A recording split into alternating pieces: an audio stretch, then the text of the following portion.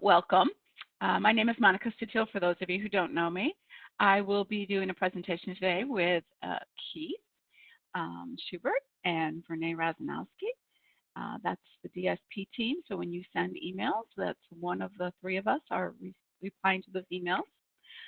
Today's training is in light of COVID-19. Initially, we had scheduled last fall. Some of you attended. We were planning on the same thing for the spring, to go around to all of the BOCES and invite all of the districts to do DPO training. Well, clearly we're not doing that, but so we tried to think of a way that we could do this online. And those of you who did attend last fall, it was 3.5 hours of just me straight talking, right? Nobody wants to do that with a video, so we're not doing that. What we thought we would do is break up that training into hour-long sessions. So this is going to be the very first one of the whole DPO training. I noticed that we have a lot of people on here that have been to the DPO trainings before. So I'm just going to say up front, you can either take the hour and don't attend because this is very basic. This is really for somebody who's just been a DPO, or they've been a DPO and they really just haven't had a chance to look at things. They've kind of forgotten where things are. So if you're already feeling pretty comfortable about your position, feel free. I won't be offended to just leave. We're not going to be going over anything that you probably don't know already. Now, our next one that we will be doing, we'll start getting into more of a deep dive into the topics that I'm going to talk about today, the 9 categories. I don't remember. Keith, do you remember which one is our next one?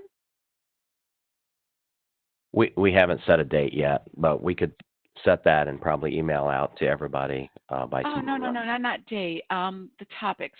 I thought we had decided the topics. Yeah. Yeah, the next one is Bill of Rights and the Data Security and Privacy Policy. Okay, so we will be doing that for our next DPO training.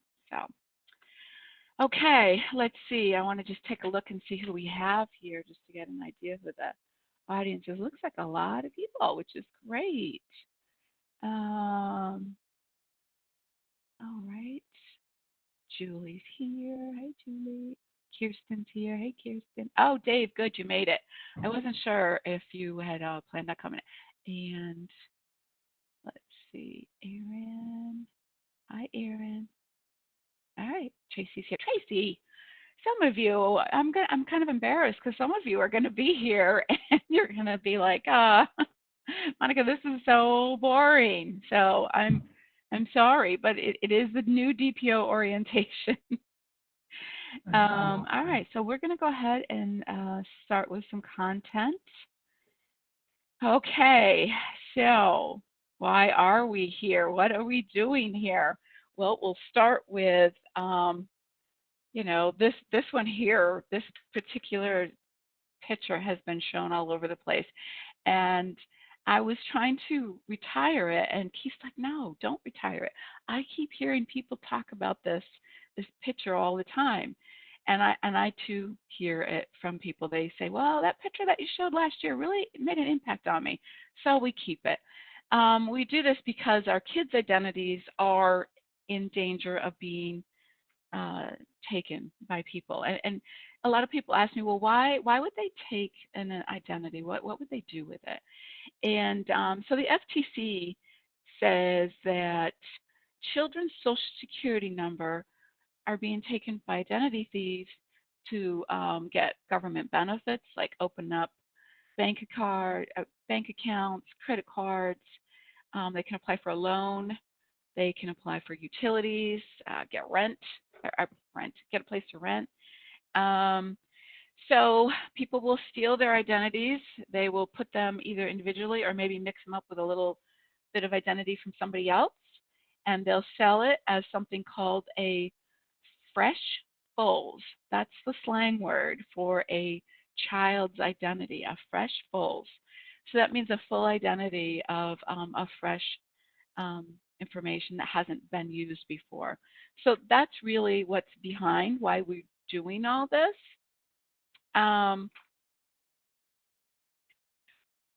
This one here, this particular child, he owes $23,000 on his credit card. His condo's in foreclosure, and he turns 4 on Friday. So what does that mean? Well, how many of us are checking? Well, I hope more of us now are. But for those of us who are maybe my age or a little younger, I mean, do you remember running credit checks on your kids? And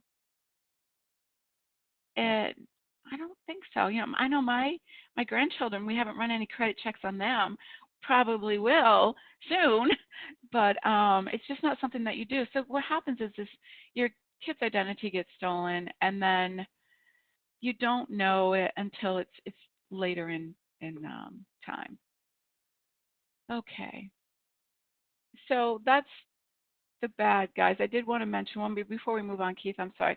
The other thing that I want to talk about is that's the bad guys, but a lot of good guys like Target, Amazon, companies that we work with every day.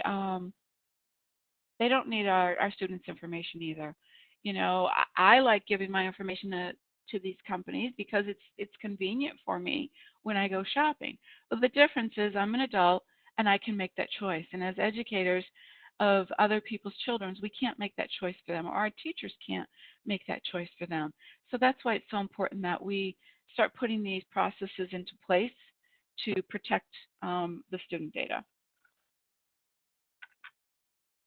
And guys, I got to tell you, this is harder than I thought it was going to be. It's so weird not seeing your faces and being able to gauge where I'm at by looking at you. So if anybody wants to put their cameras on, I will love it. Actually, I'm going to look over here, see if I can find some with cameras on, because so far nobody has their camera on.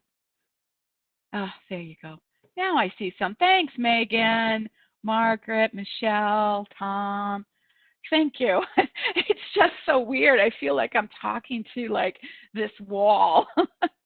Well, I am. That's behind my laptop. So, but thank you. That makes it a little bit easier. Okay. So back in 2014, when Ed Law 2D passed originally, the law's been around for, 5 years now. Just the regulations weren't written around it. But most of everything that we talk about has been in effect since 2014. We just haven't done it because there was a little caveat in there that we had to wait for regulations. We had to wait for a DPO, and then we had to wait for regulations. So now here we are. So this isn't anything that's really too new. But now that we have the regulations, it's time to start enacting these things. So there's a group of people who work at the 12 RICs. We all came together, I don't know, back in 2014, and an initiative was created called RIC 1. And it means all of the RICs working as one RIC. So it's people from all across the state. They meet and they talk about this law and how we were going to roll it out to the states, to the districts, to help the state out. The state doesn't have a lot of resources.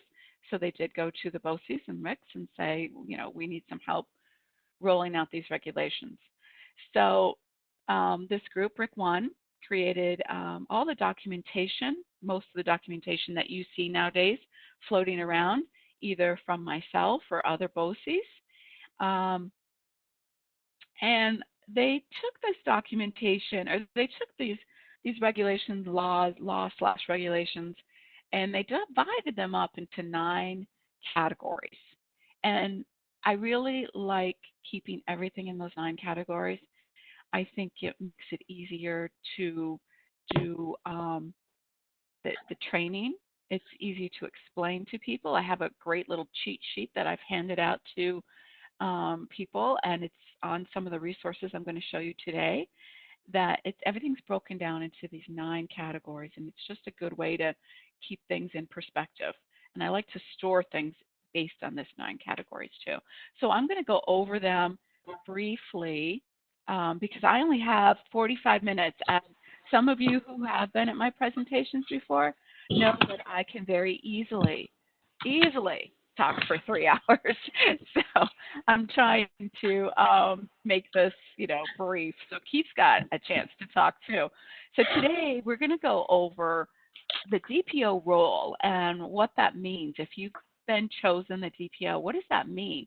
And if you're somebody here who your district still hasn't really chosen a DPO, but you've kind of been keeping your pulse on it because that's what you do, like, maybe you're a tech director and nobody's really paid attention to it in your district, but you know it's important, so you keep coming to these meetings. I hear a yeah. So now I lost my train of thought because I looked over at the chat for some reason. I shouldn't have done that. We're going to talk about what does a DPO look like, okay? And if you are brand new, then we're going to talk about some of the resources that are available to you. The second part of today is just going to be the first category, which is protection of PII. So this is the order of things that we're going to be doing over the next couple of weeks. We're probably going to do everything 2 at a time, with the exception of probably third-party contracts. That's pretty big. We'll do that individually. And when we start working on the NIST, that's going to be individually too.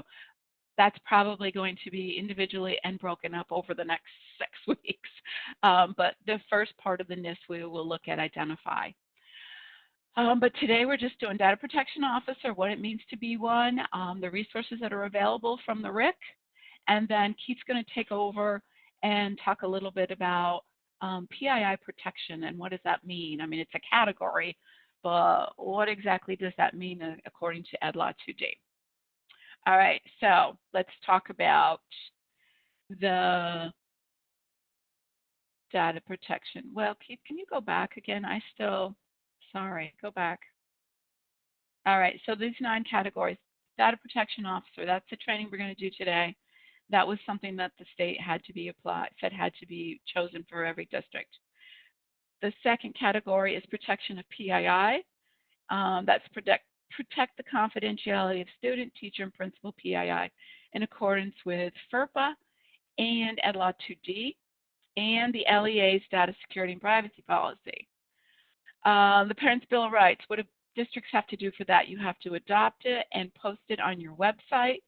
The data security and privacy policy, same thing. You have to put that in front of your board, and that has to be put on your website by July 1st. This is the only element that has a deadline to it, and that is this has to be posted to your website by July 1st. Let's see. Then we have third-party contracts. And this is ensure compliance from third-party contractors that receive PII from you to make sure that they align with your data privacy policy and Ed Law 2D, and they also have to align with the NIST cybersecurity framework. So it's just a process that you have to go through to make sure that they align with those 3 things. Annual employee training. I'm sorry, I've got 2 things I'm looking at here. Unauthorized disclosure complaint procedure and incident reporting and notification. Those are 2 documents that incident reporting and notification. That's if you have any sort of a data breach. What is that going to look like? You need to have steps for it. It's a little bit more than, all right, I just need to call my tech director. There's lots that's going on. Communication needs to be getting involved. Your superintendent, probably your legal. You have to call your insurance company. So you need to have a process written down in place. And this is also something that's required by, like say you get a tech audit from Danapoli's office. They'll want to know that you have an incident report procedure and notification process. So if you don't have one at your district, we're going to go over like what one looks like and things that you should do for it. Unauthorized disclosure complaint procedure, that Ed Law 2D states that you have to have a process in place that will allow parents and teachers and just anybody in the community to file a complaint if they felt that their data has somehow been compromised. So we're going to go over what that looks like. And then, of course, the NIST CSF, that is a whole, there's a, let me think if I can remember this, 128 subcontrols, 5 categories, and just a whole slew of things that we have to go through. But, you know, the thing is with the NIST CSF, though, it's not a list. And I'm glad that they chose that. It's really, it's just a framework of how your technology, infrastructure, and processes around that should look. And then, of course, we've got annual employee training. We'll do another. We did one last week, and probably most of you were there. If not, we're going to be doing close to the very same thing later on in our presentation. Okay, so let's get rid of these things. Move on, Keith, I'm ready. All right, so data protection officer. What does that mean? There's a profile. So I had somebody just this morning ask me, what do you think about these ideas? We're thinking of making this better. And this question I get asked all the time for the last year. And I know pretty soon it's going to be ending because we're going to have our DPOs picked. But first of all, let me just say, if you are at a district and you haven't picked your DPO yet, there's a couple of things I want you to know. One, you're not alone. We have about maybe 75 to 80% of our districts who either A, have not picked a DPO yet, or B, they picked it and they didn't tell us. So both of those things are your first tasks if you are in that category of I'm just trying to figure out what my district needs to do because we don't have anything done yet.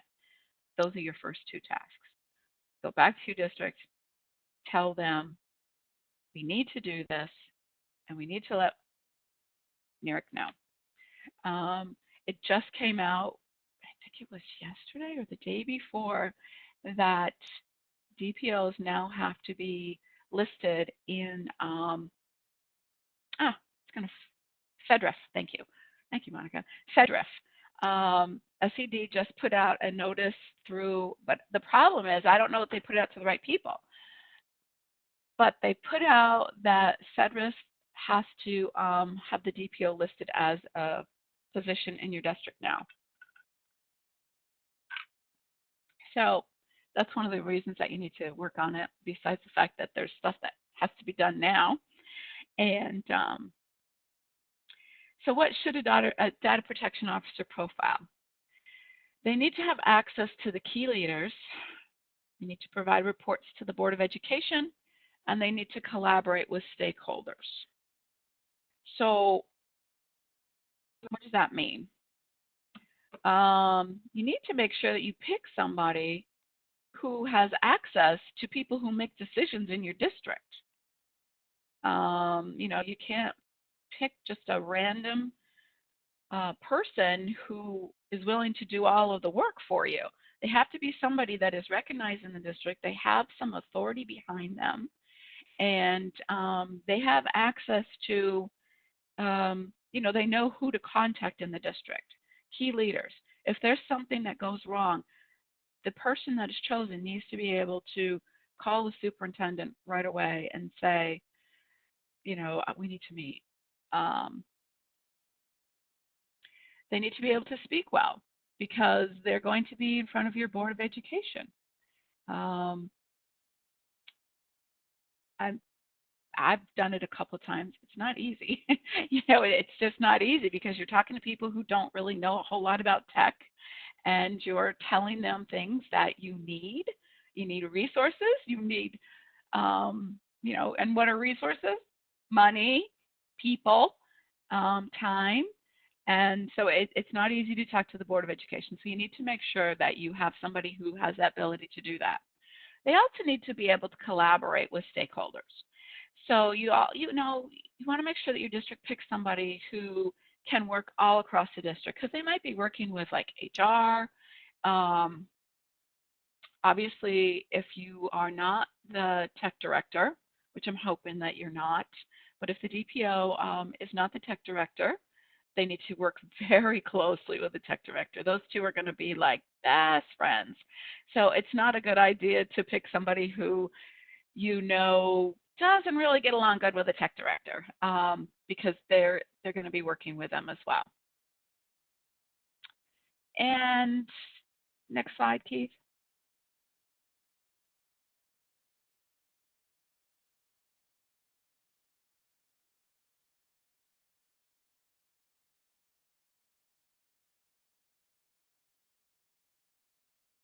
Okay.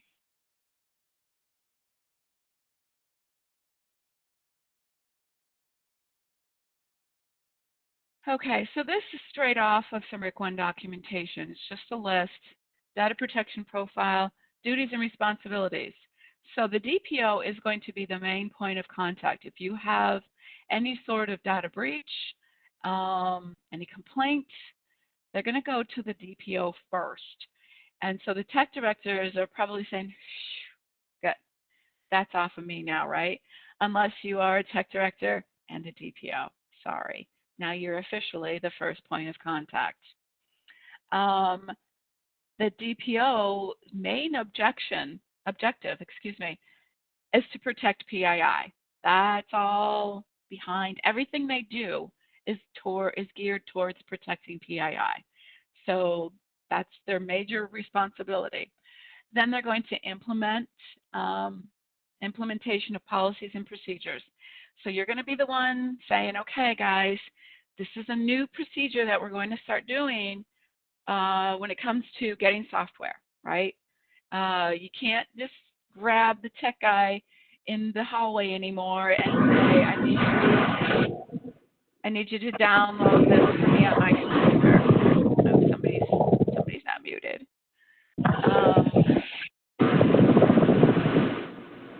Let's see. I got to figure out who that is. It's pretty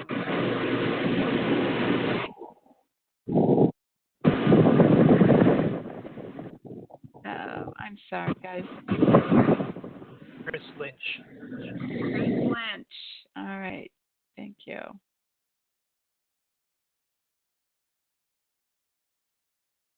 I went the opposite direction. There's a whole list of names, and I went the opposite direction. Thanks, Chris. Okay, so there's going to be a new process, like getting software, and so you're going to have to work with people. It's not going to be you figuring it out. It's going to be you and hopefully a team of people figuring out what these new procedures are going to look like in your district, and the implementation of policies. Well, everyone knows the policy has to go before the board, and the only thing that has to really do that is the data security and privacy policy. So it's going to be your responsibility to either get a hold of Area 1 because your district does subscribe to their policy service and get that policy service to you, and then work with folks in your district to change it to suit your needs, or take the template that the state has provided. We sent it out back in January, February. We sent out the draft, but it's really official. They didn't anticipate any changes to it. So it's going to be your responsibility to track that down and then mold it to fit with your district, and then present it to the Board of Education and get it adopted. It's going to be your job to monitor compliance, of these policies and procedures. What does that mean? If you have a procedure and a teacher doesn't follow it, it's going to be your job to figure out how are we going to monitor compliance in our district. A lot of it, I believe, is education. People want to know. I think if teachers realize the dangers of giving out this PII, they're less likely to ask for this software that they saw at a nice skate or something that they thought was really cool. I think it's going to be more and more. I'm seeing it. More and more teachers are checking, like, is this allowed to be compliant? I don't know what that means, but I've heard I should ask. So, we're making progress that teachers are at least thinking about it. So I think compliance isn't going to be an issue. Develop procedure for addressing complaints. All right, I talked about that a little bit already. Ensure annual employee training occurs. So that's where you're going to work with your HR department, because most of your employee annual training is done through HR. So you want to make sure that your stuff is included with that. It shouldn't be something that's separate. Oh, well, this is the thing that, Julie's doing over there in the tech department. I guess we got to do it. No, it's part of our whole organization. So you need to work with HR. And then, of course, the great ensure vendor compliance that will rest upon your shoulders, or hopefully um, a group of people will do it. So you're going to review your projects, your contracts, your procurements, figure out that whole process. How are we going to do this? It does get easier. I will tell you that. I know it doesn't seem like it right now because we don't even have all the answers yet. Like, what is vendor compliance going to look like? I've heard BOCES, if I get everything through BOCES, I'm okay. Yes. But I have to be honest with you. The BOCES still don't know what that's going to look like. We've got the contracts written. Michelle Okel down in Erie One and her team has done a fabulous job. I think they've got almost 150 contracts, EDLA 2D compliant. But how are we getting access to those contracts, and how do you sign up for that? It's not entirely worked out yet. So that's the process that we're in right now. Next slide, Keith. Okay, so what do you have to know in order to be the DPO? So you're going to have to gain a working knowledge of the state and the federal laws. Do you have to become an attorney? No.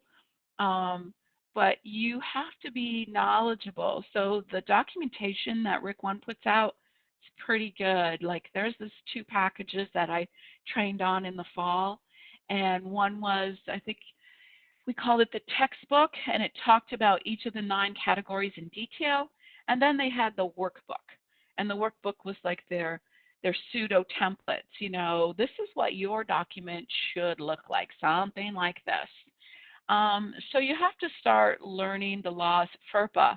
Oh my gosh, I feel like in the past 2 months I've had to just really learn FERPA because of the situation that we all find ourselves in. FERPA's really been playing a big role in what we're doing with all the virtual learning. And I'm curious, and I've heard some things that maybe not everybody is following FERPA exactly right. So that's certainly something that you want to make sure in your district that you are doing, because if FERPA is in place, then it makes things with EDLA 2D easier. So you have to get a working knowledge of the laws.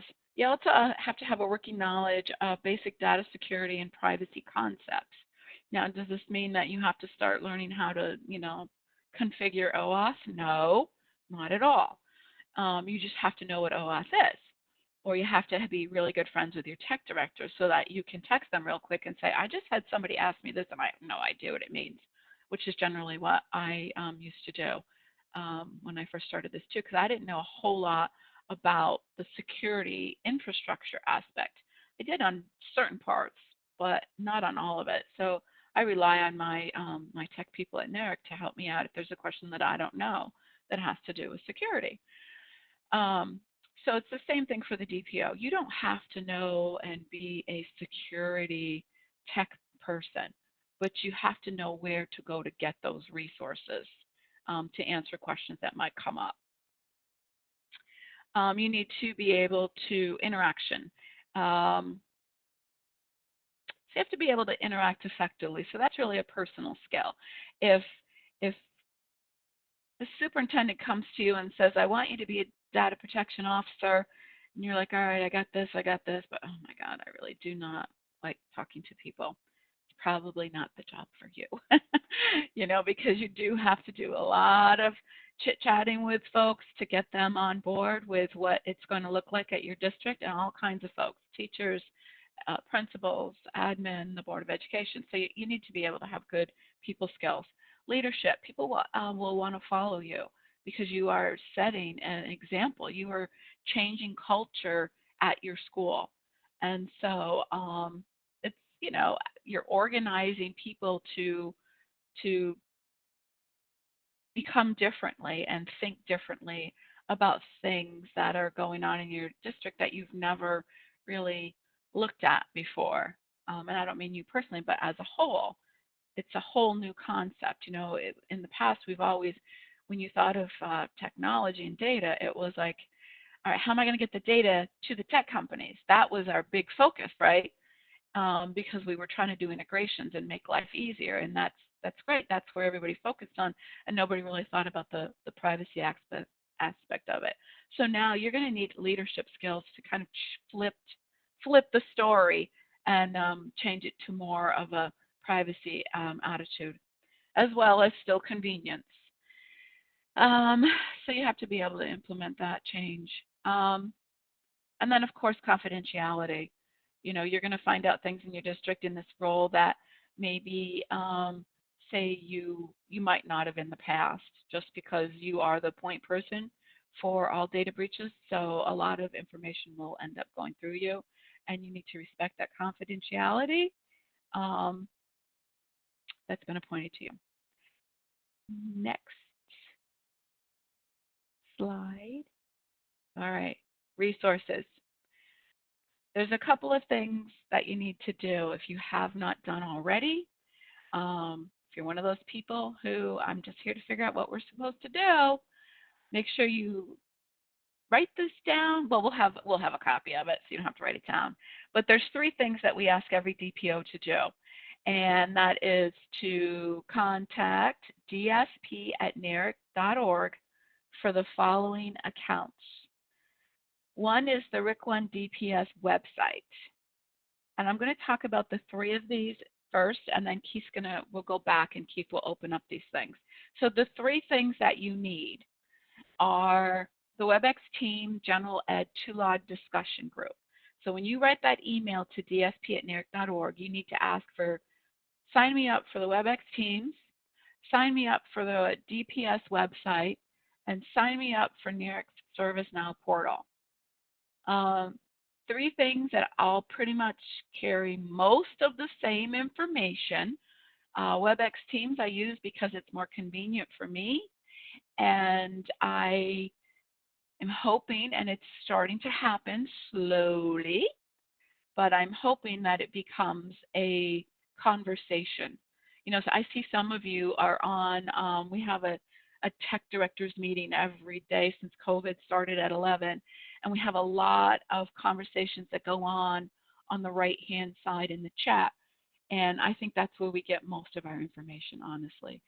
So that when I created the WebEx Teams last year, that was my initial dream. That just sounds so cliche, but that was my hope, was that this would generate a place for people to go and say, hey, Julie, I'm having trouble with this. What do you guys do? Or Megan, did you use that template that Monica gave you, or do you have a better one? That's what I'm hoping that you guys use that for, is just to have conversation back and forth. Plus, if something comes out, I like to just go on there. I'm a big chatter. I like to just go on there and say, hey, this just came out. And then, of course, Renee will follow up with an official email, right? But generally, I tend to put things there quickly. The RIC1 DPS website. So that is that website that is created by RIC1. So all of the RIC1 documentation you will find there in a very quick and easy place. There's also a lot of resources that are in the login that are not documentation. The inventory tool that RIC1 has created, the digital digest, just a bunch, we'll go over those real quick, a bunch of resources that are there for you. And then NARIC's ServiceNow portal. That is where we put all of the documentation from RIC1 again, but we also put our own documentation or documentation that I've gathered from folks that are not RIC1.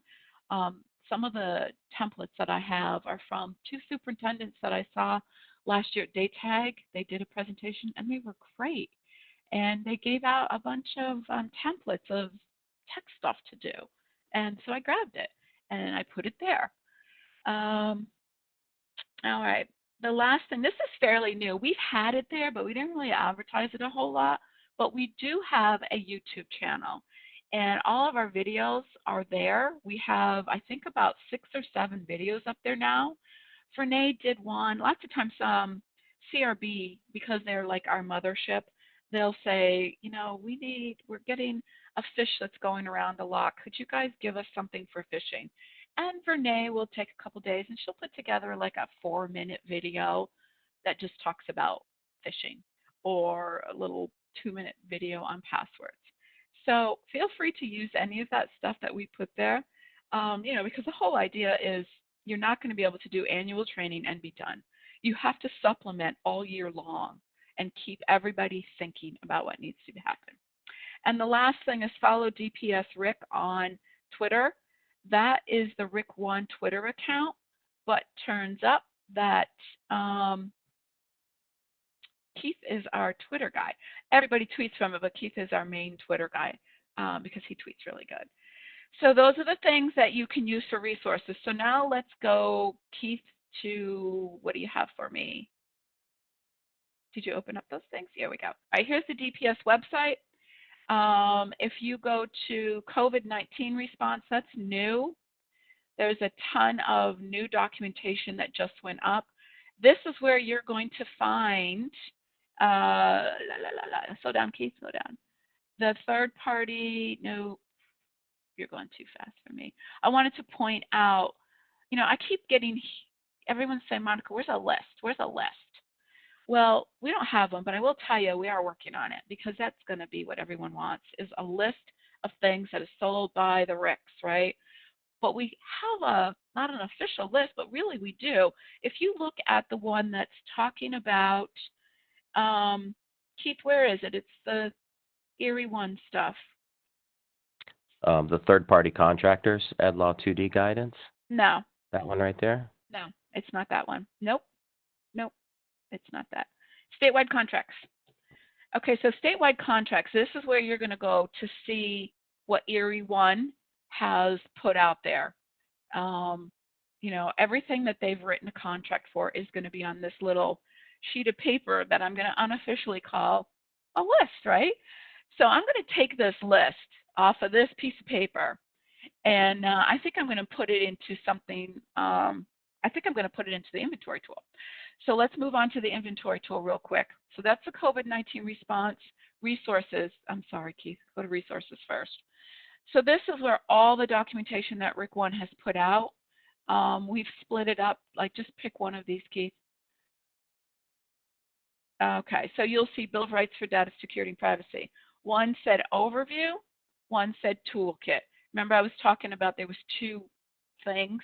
One is the book, one is the whatever template or what it should look like is underneath the toolkit. So those things are all right there. So you don't have to go through and search for, I'm just looking for something on Bill of Rights. I don't want to read the 12-page document. So it's split up for you there. Okay, so now we're going to move into login. Again, we are not going over all these things. I'm going to run out of time, and I don't want to do that. It's important that we get to keep stuff. So once you log in, you have access to the inventory tool. This is where you are going to put your district's inventory. And then, Keith, the only thing I want to go to is the Bill of Rights, because we are not doing that right now. We did a whole thing on this. Not district inventory. Where's the district's Bill of Rights? Oh, are you logged in as, yeah, you're logged in as, okay. So at the top where it says DPIT, rick1dps.org, Keith, I don't know where you're going. You're losing me, bud. Can you click on Bill of Rights report? For any district? Yeah, I just want them to be able to see the part that goes on their website. That's it, right here. Okay, so this section right here, you're just going to cut and copy the URL and put that on your website. And this is going to, the whole part of EdLaw 2D is transparency for your parents. That's what really is the basis of this. Parents need to know what it is schools are doing with their data. So you're going to put your inventory in. It's going to populate this page right here. This one, there's only one district. We did put everybody's opt-in in your district inventory already. So this one is G Suite for education for New Lab. Even though New Lab hasn't started using the inventory tool yet, they have this in there already. And so once they add more of their own inventory, this list obviously will become, you know, I think Burnt Hills is maybe 400 long. And then over here, you've got the supporting documentation. This is going to be your contract, the supplemental information that parents need to see.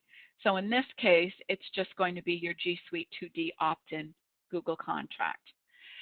So what we're going to try to do is create one of these Bill of Rights supplemental information pages for NARIC, CapRidge, and BOCES.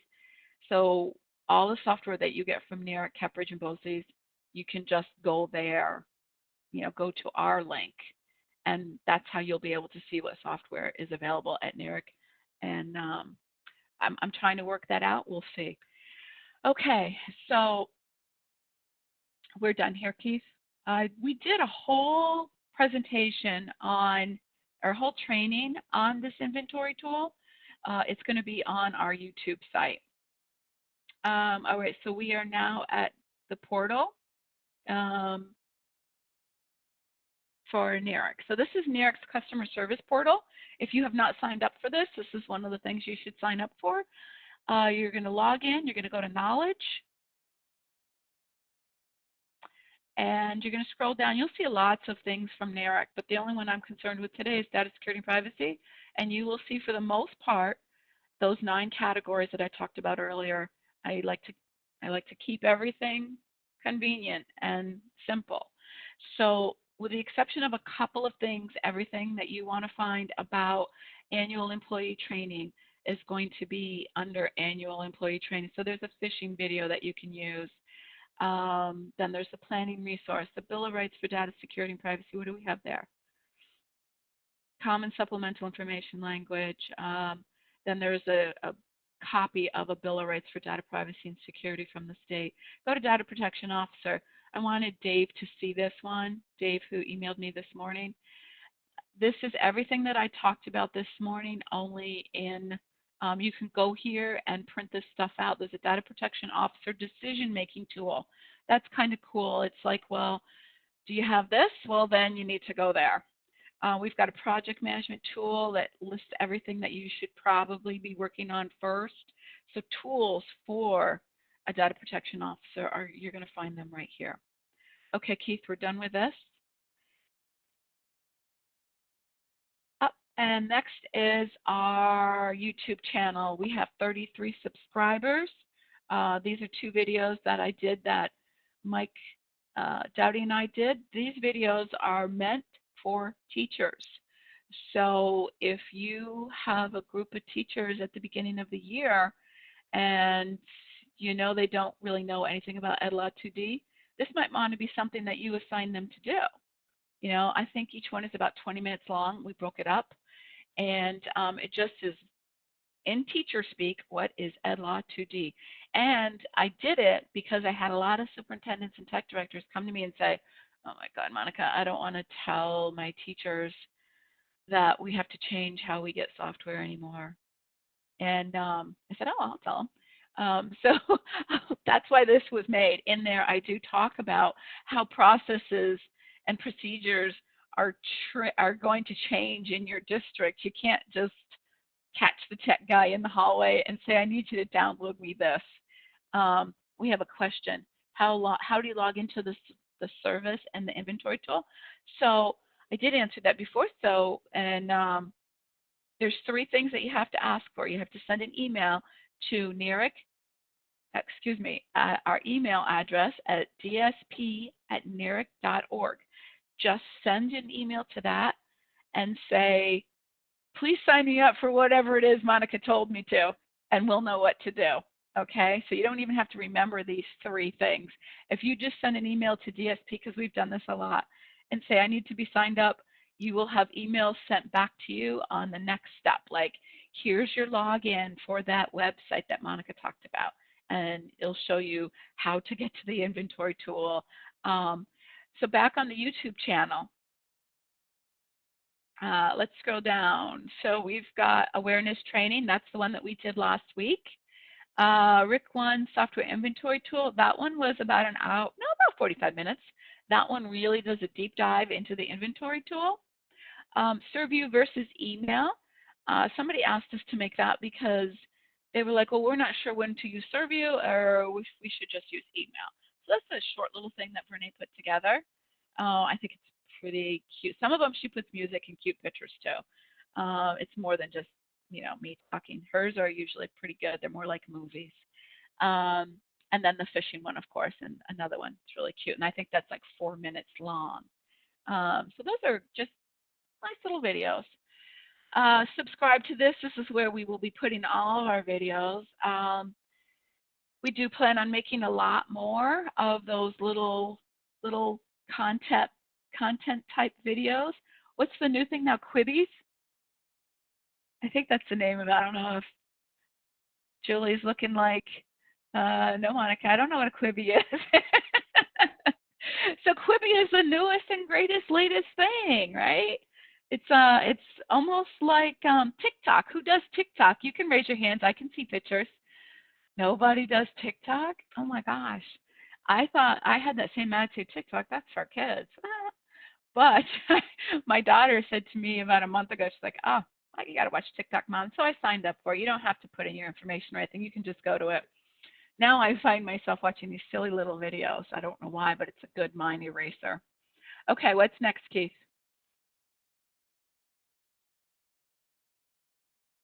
Okay, yep. This is our Twitter account.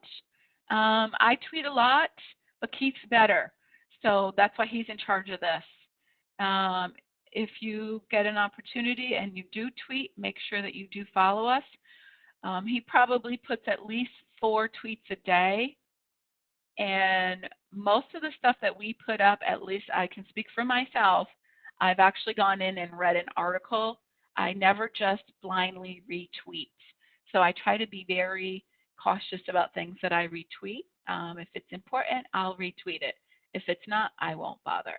So most of the stuff that we put out there, you can guess it's one of us has read it already and think it's worth sharing with the rest of our followers. Next.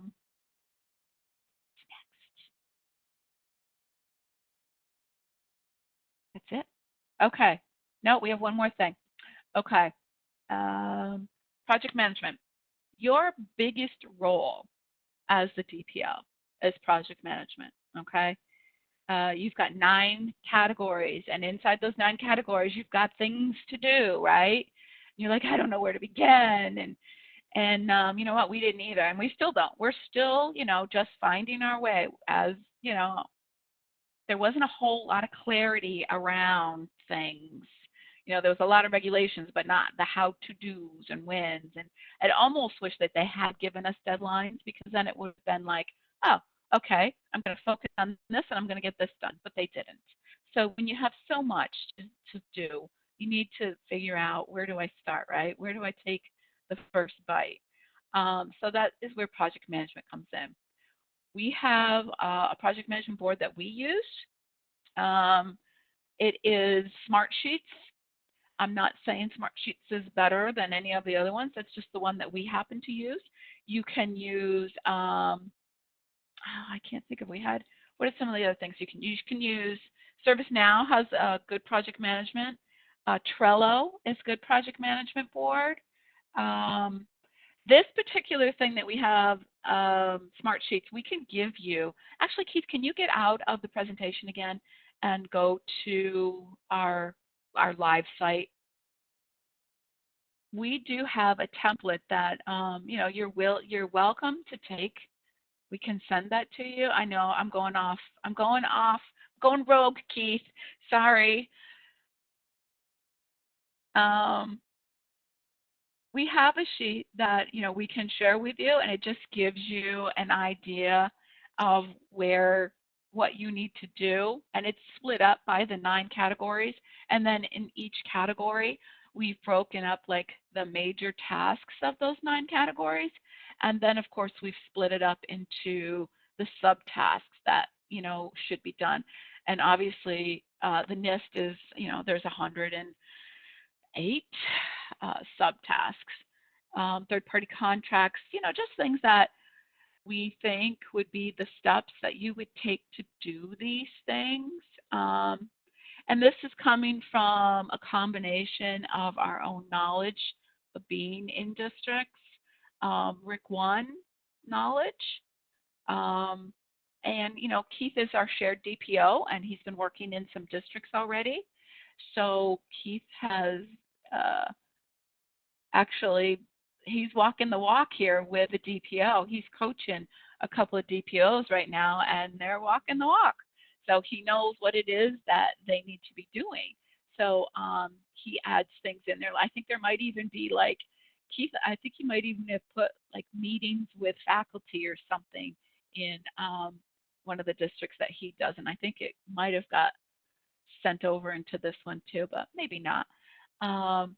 So if you are interested in like just seeing this, and then you can put it in your very own project management tool, we're here to share.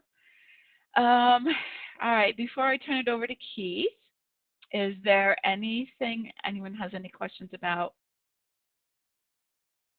for me? No. Okay, good. Keith, I'm sorry.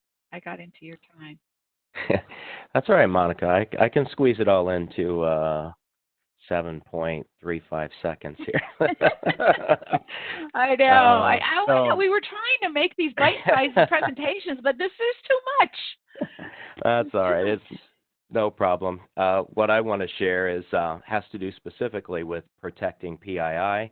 And so a couple things in this category that we want to talk about have to do with what exactly is PII, what exactly are we supposed to be protecting?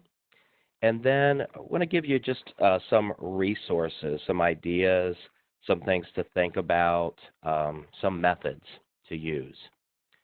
So first off, protecting PII, what do we protect? So Ed Law 2D defines 2 different categories, essentially. The first category, and this is the biggest category, and that's student data. Ed Law 2D applies to the PII, the personally identifiable information contained in the school student records. It includes, as this states, but is not limited to, things such as the student's name or the student's parents, family members, addresses, social security numbers, biometric data, and so on and so forth. This is a quote from FERPA, which Ed Law 2D references for its definition of PII. So, and we can provide this this presentation to you afterwards if you're interested, so that you can read this in detail. I won't read the whole slide to you here. I do want to mention this only because it's been happening. When we talk about FERPA and PII, this does not mean that FERPA's whole thing applies to Ed Law 2D. It just means FERPA's definition of PII is what is in Ed Law 2D law. So any of your directory exemptions, that does not apply to Ed Law 2D. Sorry, but that keeps coming up. Yeah, thank you, Monica, for clarifying. That's so this is specifically just that definition of PII itself, nothing about directory information or any of that.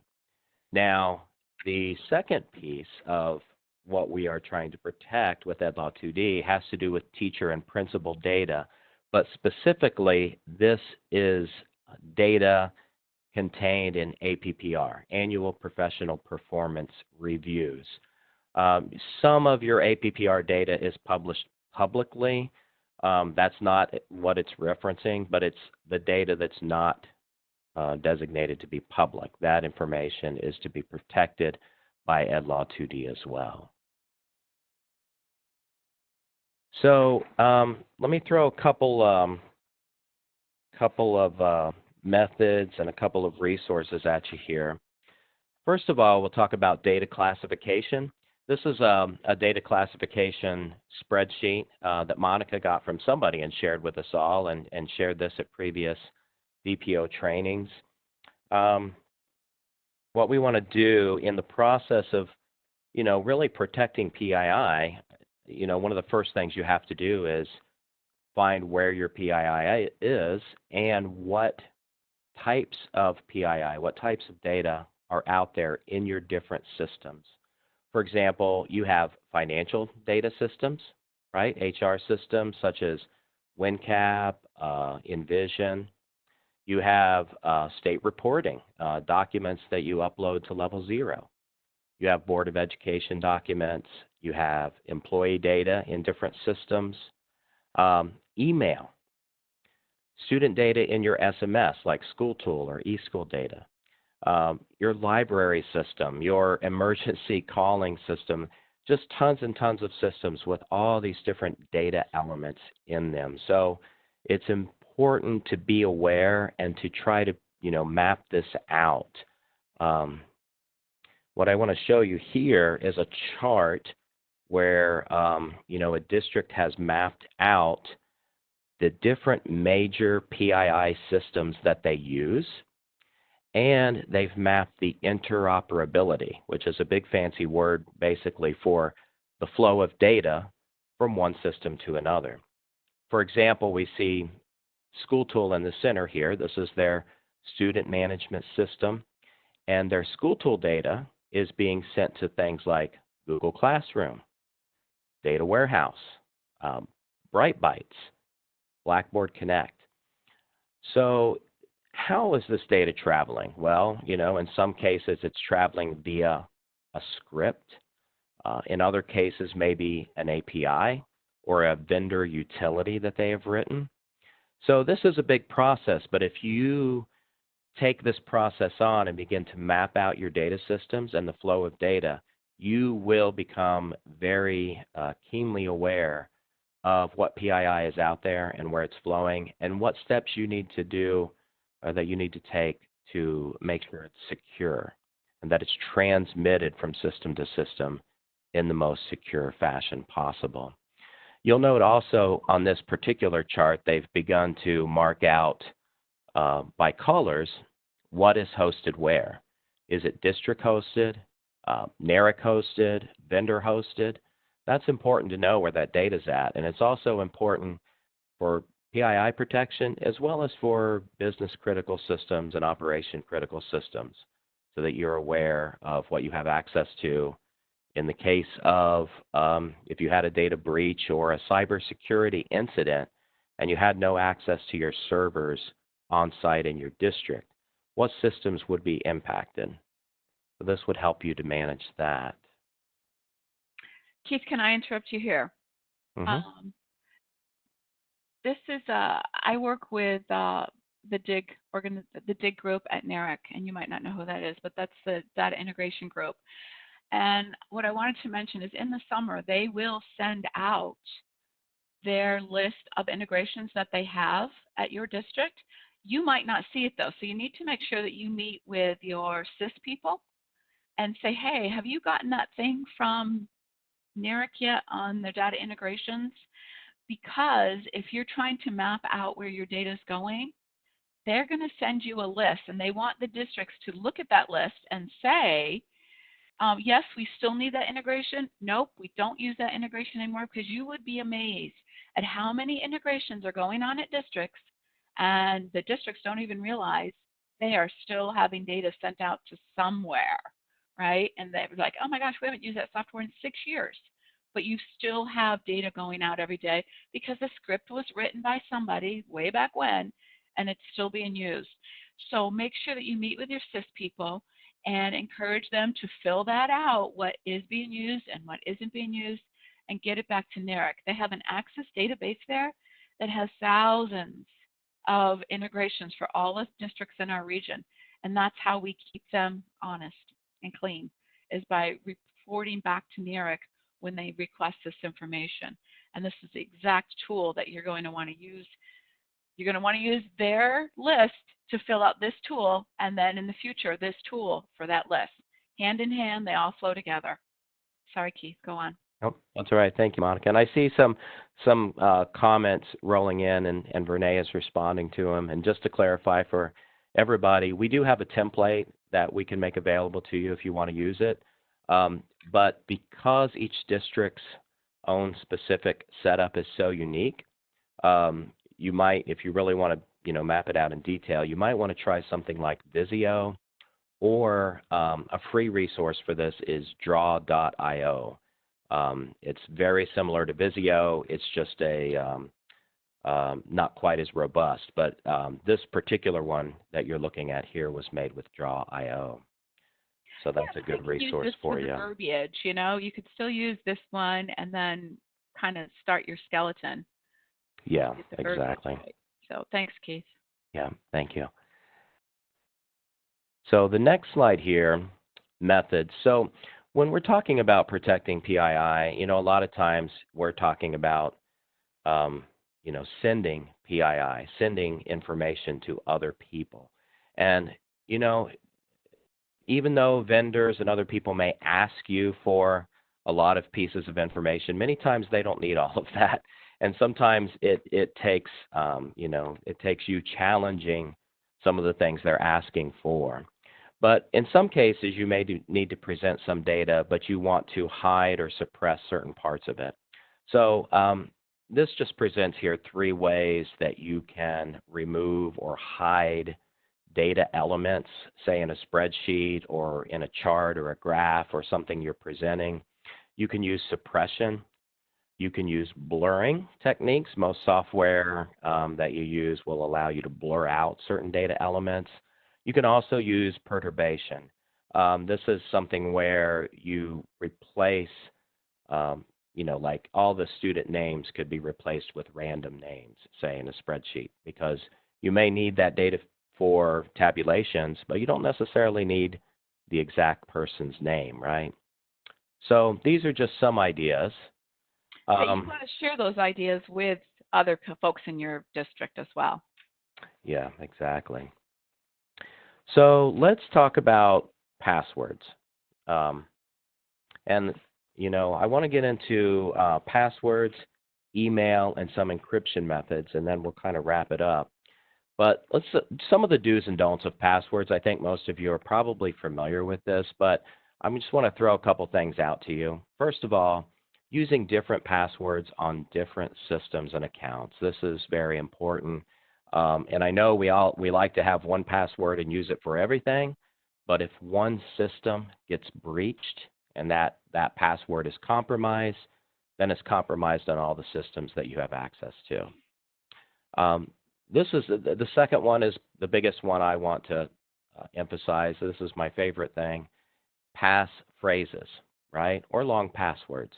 And I gave an example there of who ate all the chips. In that example, you can see that there's a combination of uppercase and lowercase, numbers and symbols. And it's something that would make sense to no one, right, except for you. So, last night my son said to me, "Who ate all the chips?" Right? So I made that into a passphrase, right? It could be something as simple as that. It's easy for you to remember. It's wicked hard for anybody else to guess. I went to a website where you can test passwords, and I don't like to use those sites for my real passwords, but I did use it for this particular one as a test, and it said it would take a hacker 16 billion years to hack that password. So you can see that, longer passwords or passphrases are much more secure. You could also consider using a password manager program. There's a lot of these available. This might be something that your district might actually want to, secure a password manager program for everybody to use in the district. A lot of people get free apps to use on their phone for things like that. And then finally, multi-factor authentication, whenever that is available.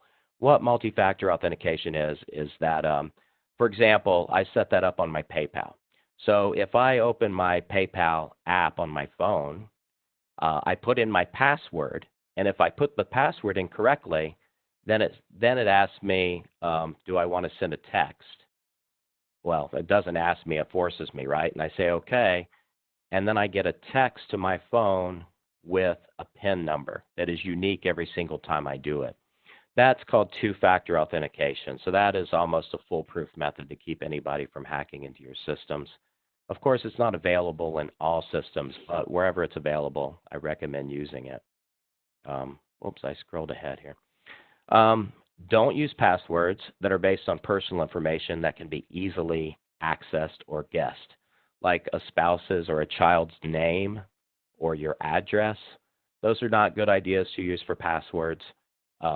Don't use words that can be found in the dictionary, right? If, of course, one of the most popular passwords of all time is password, which is probably one of the worst passwords of all time. So you want to use something that, uses symbols and numbers and is not necessarily an actual word that you would find in the dictionary. Also, you want to avoid some of the most common passwords, such as QWERTY for the QWERTY keyboard, or I love you, or password 123. These are common and they show up in the, the 10 most popular passwords each year. And finally, don't write it down. You've got to commit it to memory or save it in a password manager program that is protected. All right, the problem with email. So this is a difficult one for all of us because we're very accustomed to emailing everything, and we send spreadsheets of student data back and forth between people, and we think that that email is going directly to the person we send it and only to that person, and their response comes back only to us. However, there are some problems here. Email security has improved over the years, and there are some email platforms that provide encryption end-to-end, but for the most part, most email platforms are not secure. They are not a method that you would want to use when sending student data to someone. Emails generally don't travel from you directly to the person you're sending it to. They go from you onto a server in your school district, and then onto a server in the other school district, and then to that person's actual inbox. And in many cases, that email on one of those servers somewhere can sit there for years and years and years. Even though you may have deleted it on your end, or the other person on their end may have deleted it, it's still sitting out there on a server. And if that server was to be compromised, any data within those saved emails would be compromised as well. So what I want to talk with you about is a way, or a couple different ways, to send secure data to other people. What I've listed here are two methods that I prefer, and there may be others, but the first one is a free encryption method using 7-zip. And I give a reference here. Northeastern.edu has a great breakdown of how to use 7-zip to secure files and transmit them to others. And let me just let me break out of that slide for a second, and I will show you that link. So that link will bring you here. And this link will explain, 7-zip is something that everybody probably has preloaded on their computers from, from Windows-based computers. You can use 7-zip. You can take it and encrypt files and put a password on those files and then send that file to someone in an email. But because of the encryption and because of keeping the password separate from the email with the data in it, right? You'll send that in a separate email, or you'll call and give that to them over the phone. Then that will make that information secure. It's a great way to transmit data. It's a free resource. There are a few more steps involved in it, obviously, and we know that it's hard to sometimes convince people to take a few more steps to do something that they're used to just plopping into an email and sending out. And because of that, we do have also NARIC's ServeView Secure File Transfer Platform, which many of you are probably already familiar with in one way or another. This platform, is a little simpler than using 7-zip, and it enables you to both send and receive files in an encrypted, secure fashion, and you can also place passwords on them. If you subscribe to ServeView, but the person that you want to send files to or receive files from does not subscribe, that doesn't matter. As long as you subscribe, you can create the secure link for them to use as well. And I'm going to jump out of this again real quick. And I won't go in depth and show you any of these videos, but there's a lot of videos that we have here from NARIC about how to use ServeView to send files through email, to receive files. You can see the whole list over here on the right-hand side. This is a paid service, so if this is something that you are interested in, you would want to contact us for a quote. It's very inexpensive, and it's based on our WADA. So if it is something you're interested in, let us know at dsp@naric.org, and we'll send you out a quote for that. All right, and so that concludes what I wanted to share. So I know some of you have been typing into the chat. So Vernay, do we have any questions that you want to put out here to Monica or myself from the chat? Yes, we just had one that came in as you were talking about email. And the question is, including emails between people within one district, for example, teacher to the principal. That is a great question, and I will have to say that it depends upon your email platform. Many email platforms are not secure, and even though you're still internal, that email could be sitting out there on a server in your district for years and years in an unencrypted fashion. So if that server was jeopardized, if it was compromised in some way, then the data therein would be compromised. Ed Law 2D specifies that PII data needs to be encrypted when it's in transit and when it's at rest, and that is to prevent those types of data breaches from occurring. But I can't answer specifically in your situation. You would want to talk with your technical staff to find out if the platform you're using does end-to-end encryption on emails. Like I said, some do, but most don't. So I know we've got some tech folks in the audience. What's your opinion on that? Do you think you can send PII within your network?